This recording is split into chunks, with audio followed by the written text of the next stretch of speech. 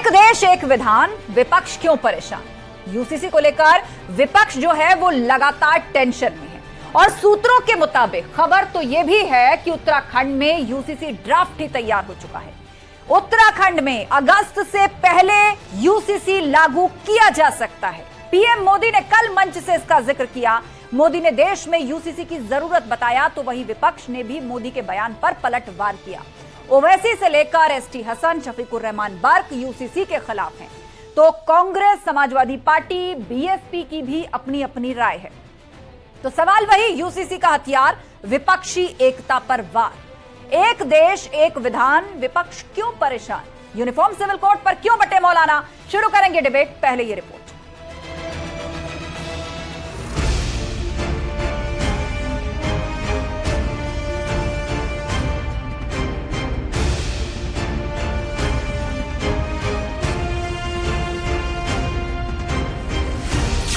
UCC पर वार पलटवार, शरीयत पर तकरार। यूसीसी लागू करने की बात करते हैं। ये देश अनेकताओं में एकता का देश है। मुख्तलिफ यहाँ के कस्टम्स हैं, मुख्तलिफ रिवायात हैं, मुख्तलिफ तहजीबें हैं। 24 के लिए बिसात, एक कानून पर कौन साथ? जहाँ तक सामान्य नागरिक संहिता की बात है तो सामान्य नागरिक संहिता में अगर शरीयत का लिहाज पास किया जाता है और इस्लामी उसूलों का ख्याल रखा जाता है तो फिर ऐसा सामान्य नागरिक संहिता मुसलमानों को कबूल होगा, वरना फिर वही बात होगी कि ये एक तरीके से थोप दिया गया कानून है। क्योंकि इन कम्युनल कारीगरों की क्रिमिनल करतूत के चलते जो कॉमन कोड कारागार में कैद था उसकी रिहाई का वक्त आ गया है और यही उस कॉमन कोड की रिहाई का वक्त इनकी परेशानी का कारण बना हुआ है। समर्थन और विरोध, यूसीसी पर जारी गतिरोध। सुप्रीम कोर्ट ने सरला मुदगल के केस में कहा और बाकी हाई कोर्ट्स ने भी कहा कि नागरिक संहिता बनाओ सबके लिए एक सी। कॉन्ट्रैक्ट के लॉज एक से हैं, प्रॉपर्टी के लॉज एक से हैं, तो केवल परिवार संबंधी कानून ये सबके लिए अलग क्यों? मोदी ने की वकालत, विपक्ष के लिए आफत। यूनिफॉर्म सिविल कोड के नाम पर ऐसे लोगों को भड़काने का काम हो रहा है। आप मुझे बताइए, एक घर में परिवार के एक सदस्य के लिए एक कानून हो, परिवार के दूसरे सदस्य के लिए दूसरा कानून हो, तो क्या वो घर चल पाएगा क्या? कुरान की कई आयतें हैं जिसको आप ओवररूल करेंगे, जो एसेंशियल रिलीजियस प्रैक्टिस है। एक नहीं, कुरान की कई आयत हैं, कैसा करेंगे उसको आप बताइए। आप यूसीसी की बारी, संसद में विपक्ष की पूरी तैयारी। हमने उत्तराखंड में इसकी शुरुआत की है। देवभूमि इसके लिए अगुवाई कर रही है और आने वाले समय में हमारी तो अपेक्षा है कि देश भर में ये कानून लागू होना चाहिए।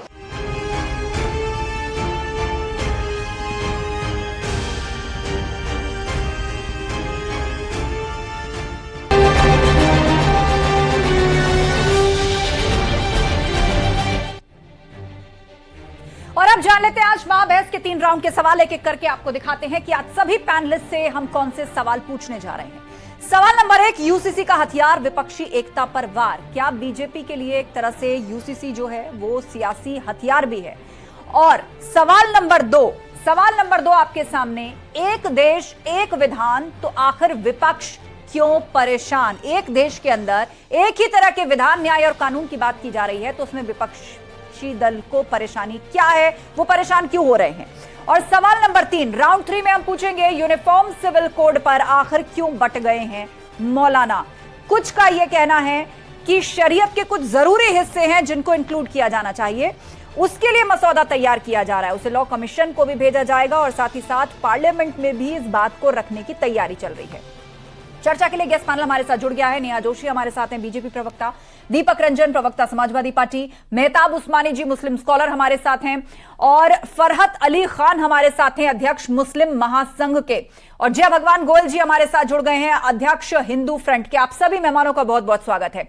चर्चा की शुरुआत करेंगे। सबसे पहले सवाल नेहा जोशी जी आपसे, कहा जा रहा है यूनिफॉर्म सिविल कोड मौजूदा वक्त की जरूरत से बताया जा रहा है। प्रधानमंत्री मोदी ने इस पर बहुत ज्यादा फोकस किया है और खबर यह आ रही है कि बहुत जल्दी जो है इस पर सरकार आगे बढ़ सकती है। और उत्तराखंड के लिए तो सोर्सेज ये कह रहे हैं कि अगस्त से पहले इसे लागू भी कर दिया जाएगा। ड्राफ्ट को प्रिंट होने के लिए प्रिंटिंग प्रेस भेज दिया गया है।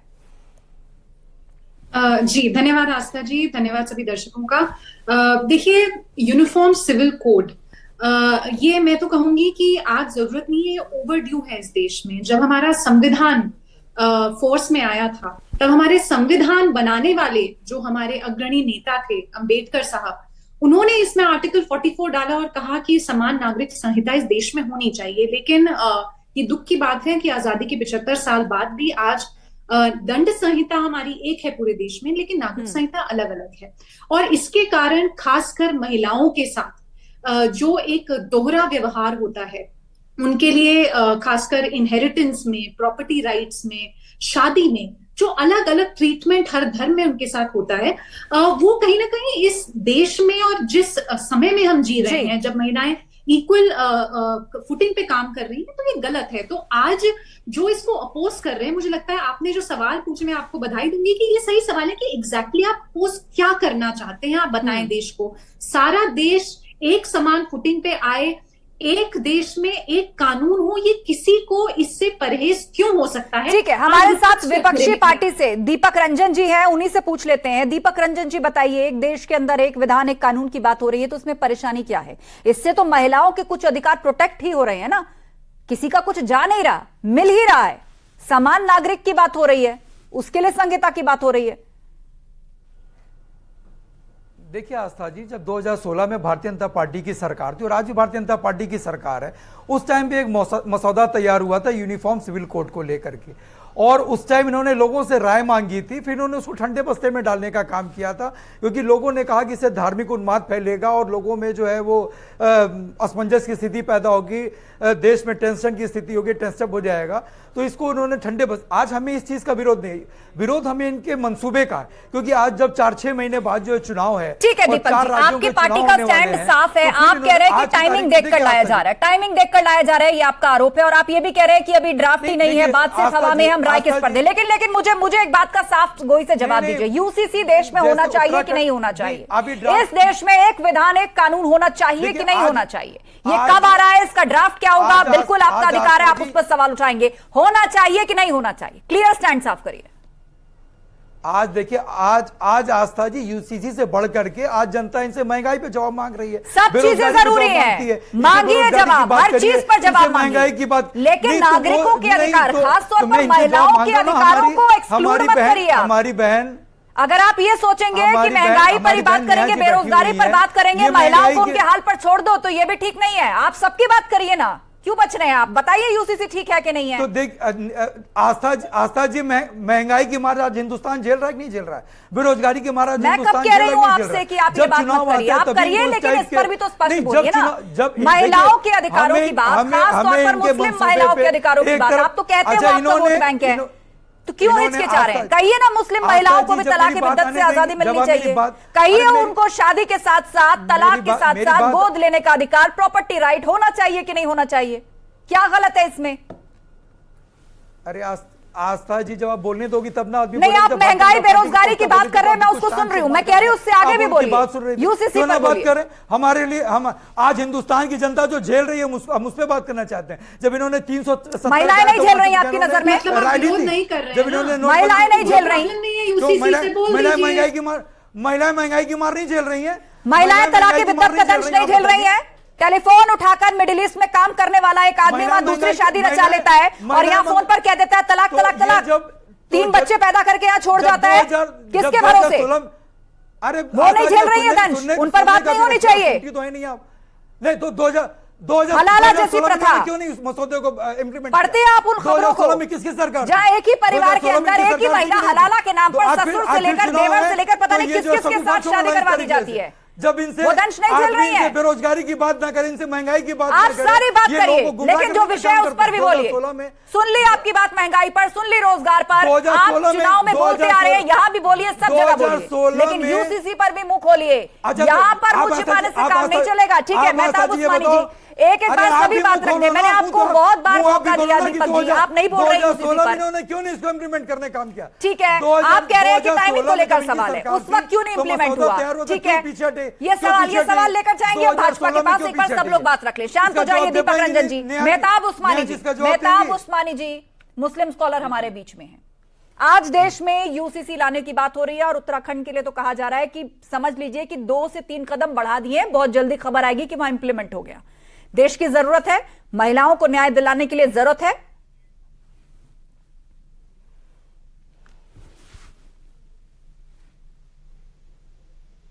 आवाज आ रही है आप तक मेहताब उस्मानी जी?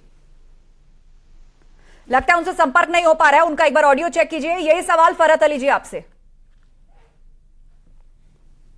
देखें, जो आपने बात कही है उसको मैं और आगे बढ़ाती हूँ कि यूसीसी लागू होना चाहिए, मुसलमान उसका स्वागत करेंगे। एक विधान, एक संविधान, एक भाषा और एक जुबान इसमें और लागू होना चाहिए। जहां हम एक कानून को मानेंगे सब लोग, जैसे सऊदिया में एक कानून होता है, वहां पर कोई भी जो गैर मुस्लिम होते हैं अगर वो भी गलती करते हैं तो उनके हाथ काट दिए जाते हैं, उनका सर कलम कर दिया जाता है। तो मेरे देश में ये डबल कानून नहीं चलेगा। लेकिन एक चीज जरूर मैं कहूंगा कि जैसे इसको मुस्लिम समाज अपनी तरफ को ले रहा है, अरे भाई क्यों ले रहा हूं, क्यों विरोध कर रहा हूं? अब देश विरोध से नहीं चलेगा। बहुत से आंदोलन हो गए, बहुत विद्रोह हो गए। अब इस वक्त में मैं तो अपने नेताओं से, मुस्लिम पर्सनल लॉ बोर्ड से और ओवैसी सर से मैं गुजारिश करूंगा कि अब हमें जीने का सही मौका दे दो। अब हम प्यार, मोहब्बत, अमन, चैन से जीना। बहुत ही दुरुस्त बात फरमाई आपने, बहुत दुरुस्त बात फरमाई। और प्रेम, अमन, चैन के साथ रहने के लिए जरूरी है कि हर कोई कानून का पालन करे। और किस कानून का पालन करे? पहले वो कानून तो बने, कानून तो आए देश में। मसौदा तैयार नहीं हुआ है। हम लोग बेवजह अपने जो कौम है, जो मुस्लिम है, वो जल्दी से जोश में आ जाते हैं, जज्बे में आ जाते हैं, बिगड़ जाते हैं। शिक्षा उनमें ज्यादा है, तो हम लोगों को ये सोचना है। दूसरी बात, मैडम एक सवाल बड़ा विनम्र विनती के साथ कि जैसे मैं बड़ी माफी चाहूंगा सिख समाज से, जैसे सिख समाज तलवार रखता है अपने धर्म में और वो किसी भी भारतीय को नहीं अलाउड है कि वो रखे, तो क्या ऐसा भी कानून बनेगा या सिर्फ मुसलमानों के लिए कानून होगा या और लोगों के लिए कि जो एक संविधानिक के तलवार या कृपाण रखने की किसी को भी आज्ञा नहीं है, तो क्या वो लोग भी इसमें आएंगे? या ऋषि मुनि, जैन समाज जो होता है, बड़ा सम्मान करता हूं जैन समाज का, उसमें जो है वो जो मुनि होते हैं, जो ऋषि होते हैं, वो कपड़े नहीं पहनते, तो क्या वो भी इसमें आएंगे? बस खाली मुझे इतना। लेकिन फरहत साहब, आपने दिगंबर जैनों की बात करी है, दिगंबर जैनों की बात करी है, वो आमतौर पर समाज में उस तरह नहीं रहते। वो आमतौर पर आपको शहरों में नहीं मिलेंगे। उनके रहने की, उनके धार्मिक स्थल अलग होते हैं, वो अलग तरीके से आध्यात्म में लीन रहते हैं, उनकी अपनी कुछ मान्यताएं हैं, लेकिन वो आम समाज में नहीं रहते, तो इसलिए किसी को दिक्कत नहीं होती। हाँ, कुछ खास मौकों पर, कुछ खास जगहों पर वो जरूर दिखते हैं, लेकिन आजकल लोग खुद भी उन जगहों पर जाने लगे हैं। पर कुछ बातें आपने यहां पर उठाई हैं, पर आज हम चर्चा एक सिविल कानून को लेकर कर रहे हैं, जहां पर बात हो रही है कि समान नागरिक संहिता और उसका विरोध आखिर देश में क्यों हो रहा है। जय भगवान गोयल जी, अध्यक्ष हिंदू फ्रंट के हमारे बीच में हैं। जय भगवान जी, बताइए, यहां पर देश का जो ज्यादातर विपक्ष है, अरविंद केजरीवाल ने जरूर समर्थन किया है बीजेपी का इसको लेकर। इसे यह भी कहा जा रहा है कि ना सिर्फ ये केवल भाजपा का मास्टर स्ट्रोक होगा 2024 के लिए, बल्कि विपक्षी एकता को भी ये बिखेर देगा। आप देखिए, यूसीसी को लेकर कई पॉलिटिकल पार्टी, आम आदमी पार्टी ने सपोर्ट किया है बीजेपी का, एसपी अभी स्टैंड साफ नहीं कर रही है। आस्था जी, पहली बात तो ये है कि जो यूसीसी लागू हो रहा है, ये हमारे 143 करोड़ देशवासियों की सेहत के लिए बहुत ही बढ़िया कानून बनेगा जब ये लागू हो जाएगा, नंबर 1। नंबर 2, हमारे संविधान में लिखा हुआ है, संविधान का आर्टिकल 19-21 ये स्पष्ट कहता है कि देश में रहने वाले हर नागरिक को समान हक मिलना चाहिए। तीसरी बात, हमारा जो गोवा है, गोवा 1869 में पुर्तगाल से था, और जब से लेके 1987 में गोवा एक अलग हो गया गोवा में आज भी यूसीसी लागू है। वहां के सारे लोग, गोवा में रहने वाले लोग बड़े शांति और भाईचारे के साथ रहते हैं। आज अगर देश का 80 करोड़ हिंदू समाज 20% मुसलमान भाइयों को अपना हक दे करके उनको बराबर करना चाहता है, तो इन लोगों के पेट में क्यों दर्द हो रहा है, क्यों ये लोग विरोध कर रहे हैं? जहां तक बात है धर्म की, धर्म हर आदमी अपने तरीके से आज भी मानता है, उसको कल भी अपने तरीके से अपनी पूजा पद्धति, मंदिर मस्जिद गुरुद्वारे जहां भी जाए उसके ऊपर कोई रोकथाम होने वाली नहीं है। बिल्कुल, हर कोई एक नियम कानून के अंतर्गत आए, हर जगह की अपनी गरिमा हो और हर जगह पर जिस चीज की आजादी होनी चाहिए वो उसको मिल पाए। मेहताब उस्मानी जी हमारे बीच में, मुस्लिम स्कॉलर। मेहताब जी, आपका ऑडियो चला गया था बीच में। आवाज आ रही है मैडम? जी जी आ रही है आपकी आवाज, बोलिए। देखिए मैडम, मुझे ये समझ नहीं आ रहा कि इस चीज के लिए इतनी जल्दबाजी क्यों हो रही है। कोरोना की डोज तो है नहीं कि बीमार पड़ जाएंगे लोग, नहीं दी तो 24 से पहले। अच्छा, आप बात पूरी कर लीजिए, फिर मैं एक फैक्ट आपके सामने रखूंगी और वो सवाल भी होगा आपसे मेहताब जी। दूसरी बात ये, जितने विद्वान ये ज्ञान दे रहे हैं, जरा इनसे पूछिए 2 कानून है कब देश में। आईपीसी की धारा हिंदू के लिए भी वही है, मुसलमान के लिए वही है। कानूनी फौजदारी मामले हैं, दीवाने मामलों की बात चल रही है। मैं जवाब लूंगा, ठीक है सर, इतना जावेश में ना आप मुझे जवाब देना।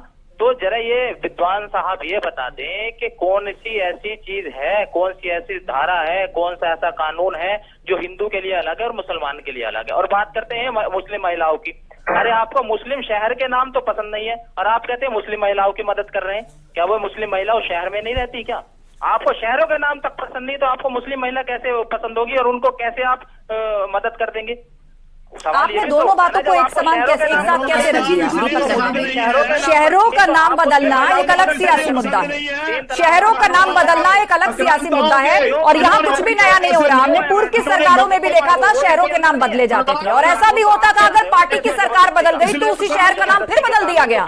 ये कुछ नया नहीं हो रहा, लेकिन क्या नया हो रहा है, यहाँ पर देश में पहली बार उन मुस्लिम महिलाओं के हक की बात हो रही है जिनको कुछ मुल्ला मौलाना या फिर कुछ ऐसे लोग तलाके बिद्दत हलाला जैसी कुप्रथाओं से जीवन भर का नर्क दे रहे थे। क्या उन्हें इंसाफ का अधिकार नहीं है? ये आवाज तो आप लोगों के बीच में से उठनी चाहिए थी। मेहताब उस्मानी जी, नहीं उठी तो आज कोई और देश में ये आवाज उठा रहा है और आवाज उठा रहा है तो उसे समर्थन भी मिल रहा है। कौन समर्थन दे रहा है बताइए? कौन दे रहा है समर्थन? अभी तो किसी ने दिया नहीं समर्थन। मैं दे रहा हूँ कौन दे रहा है? समर्थन दे रहा हूँ। हम दे रहे हैं समर्थन, देते रहे।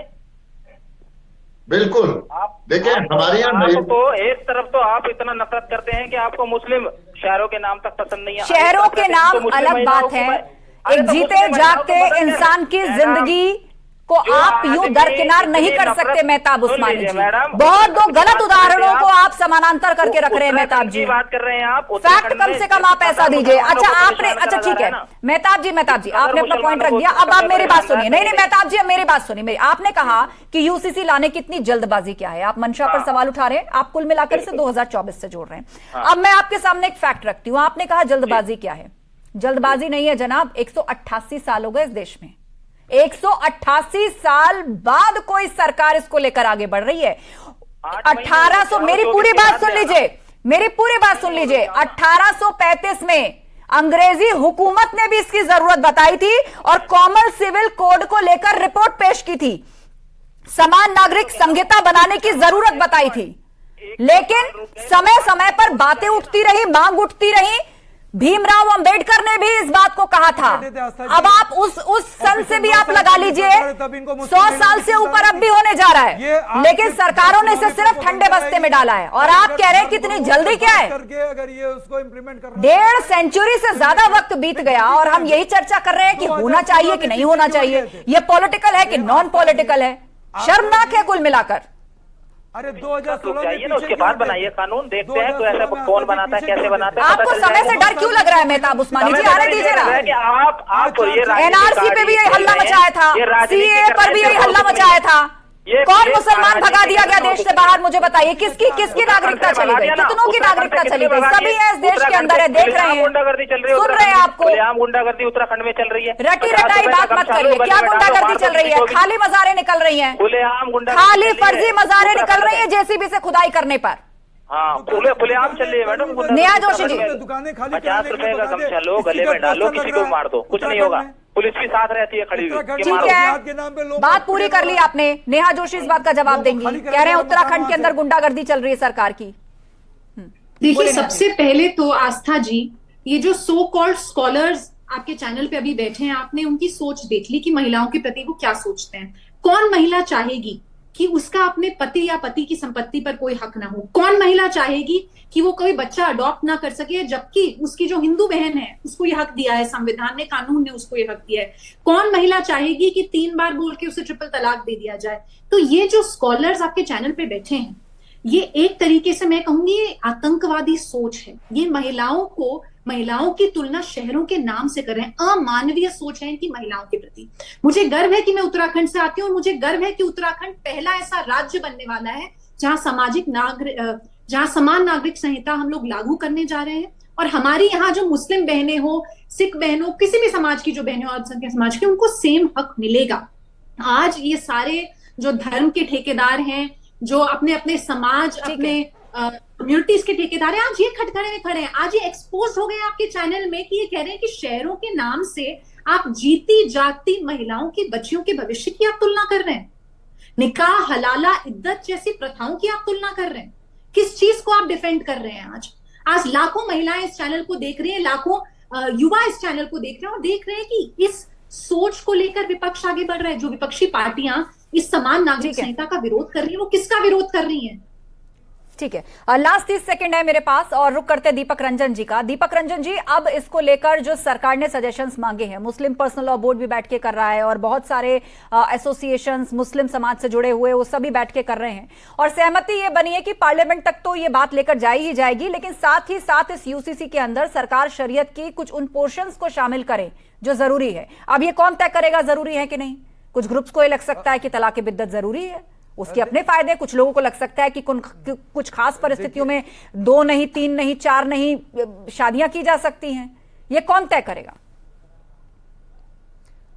देखिए आस्था जी, अभी हमारी बहन नेहा जोशी जी ने सारी बातें बताई, लेकिन उन्होंने ये नहीं बताने का काम किया कि जब 2016 में ये मसौदा तैयार हुआ था यूसीसी का, तो उन्होंने रोल बैक क्यों किया? उस टाइम भी इनकी सरकार थी क्या? 9 साल से इनको मुस्लिम महिलाओं की याद नहीं आई?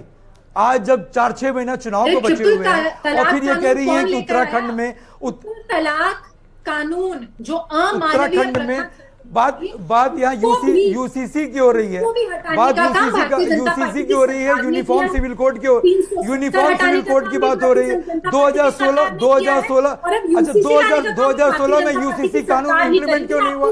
2016 में और आप एक तरफ तो अब नेहा जी, मेरा समय आप बोल रही थी तो मैं बड़े शांतपूर्वक आपकी बात सुन रहा था, तो कृपया आपसे रिक्वेस्ट है कि आप मेरी बात भी जो आ जाने दें और ये बताइए कि 9 साल से महिला मुस्लिम महिलाओं के लिए नहीं, इन्होंने जवाब दिया कि 2016 में जब इनकी सरकार थी तो रोल बैक क्यों कर गई उस टाइम?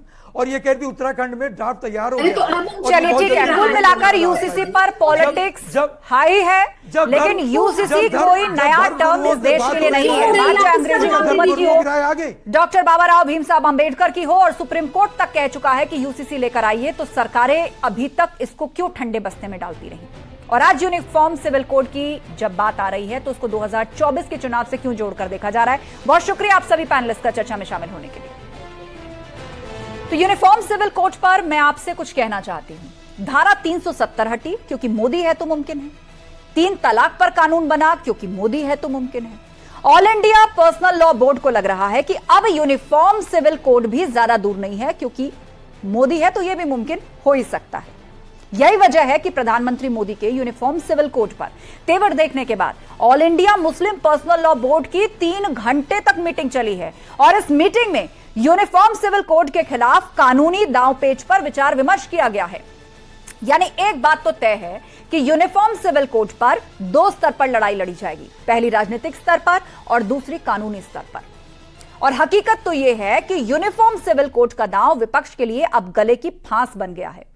डर यह भी है कि अगर यूनिफॉर्म सिविल कोड का विरोध किया तो हिंदू वोट ना खिसक जाए और यही वजह है कि कांग्रेस इस मुद्दे पर कशमकश में है। उद्धव ठाकरे खामोश हैं, लेकिन आम आदमी पार्टी ने यूनिफॉर्म सिविल कोड के मुद्दे पर सरकार के समर्थन में कदम बढ़ाए हैं। हर कोई इस मुद्दे को सियासी नफे नुकसान के तराजू पर तोल रहा है, लेकिन आज मैं आपसे कहना चाहती हूं, यूनिफॉर्म सिविल कोड सीधे सीधे देश की मुस्लिम बहनों के अधिकारों से जुड़ा हुआ है, उनकी आजादी से जुड़ा हुआ है, उनके सपनों से जुड़ा हुआ है। देश की बेटियों और बहनों के हितों को सियासी फायदे और नुकसान की कसौटी पर नहीं कसा जाना चाहिए। जब हमारा समाज, हमारी सियासत और समाज के पुरुष स्त्री के अस्तित्व को नकार देते हैं, तो मांग उठती है यूनिफॉर्म सिविल कोड की। महादेवी वर्मा ने कहा था, वर्तमान युग के पुरुष ने स्त्री के वास्तविक स्वरूप को कभी समझा ही नहीं, और उसके लिए एक स्त्री का परिचय सिर्फ उसकी पत्नी से ज्यादा कुछ नहीं रहा। आज इसी हालात को बदलने की जरूरत है, और यूनिफॉर्म सिविल कोड इस दिशा में एक बड़े बदलाव की दस्तक दे रहा है। विचार कीजिएगा। मुझे दीजिए इजाजत। नमस्कार।